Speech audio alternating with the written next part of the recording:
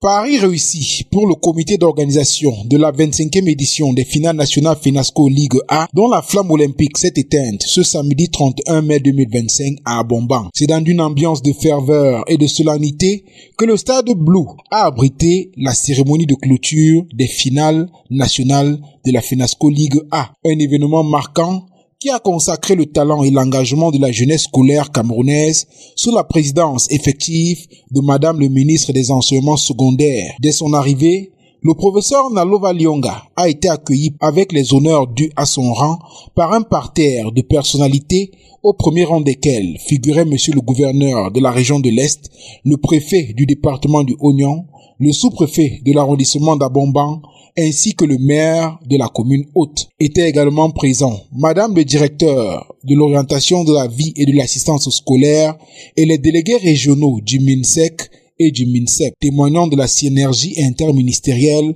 pour la promotion du sport scolaire. Après l'exécution vibrante de l'hymne national, la tradition a repris ses droits avec des honneurs rendus à Madame le ministre par les gardiens de la tradition. Prélude à son installation à la tribune d'honneur. La présentation des officiels et des équipes finalistes a ensuite planté le décor pour le clou sportif de la journée, la finale de football féminin. Le coup d'envoi de cette confrontation très attendue a été donné par monsieur Boniface Bayaola, secrétaire d'État auprès du ministère de l'enseignement secondaire chargé de l'enseignement normal. Il était accompagné pour la circonstance par l'ambassadeur des Jeux FENASCO, le lion indomptable Enzo Flavien Boyomo, dont la présence a insufflé une motivation supplémentaire aux jeunes athlètes. Au terme d'une rencontre âprement disputée et après une mi-temps agrémentée d'une prestation artistique de haute facture, c'est la talentueuse sélection de la région de l'extrême nord qui a pris le dessus sur celle de la région de l'Est,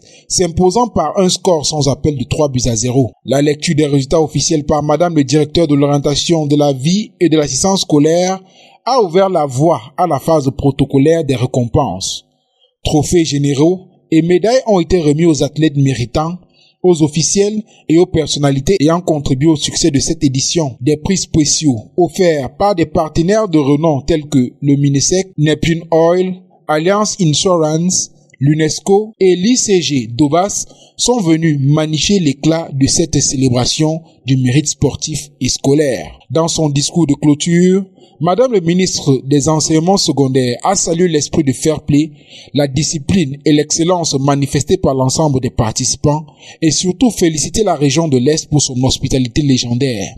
Elle a réitéré l'engagement du gouvernement à faire du sport scolaire un véritable levier de formation intégrale de la jeunesse. Le défilé des différentes délégations, sous les applaudissements nourris du public, a clôturé cette édition des Jeux FENASCO Ligue A, laissant derrière elle le souvenir d'une manifestation réussie et l'espoir de futures prouesses sportives et éducatives dans la région de l'Ouest, à qui le drapeau des Jeux a été remis solennellement.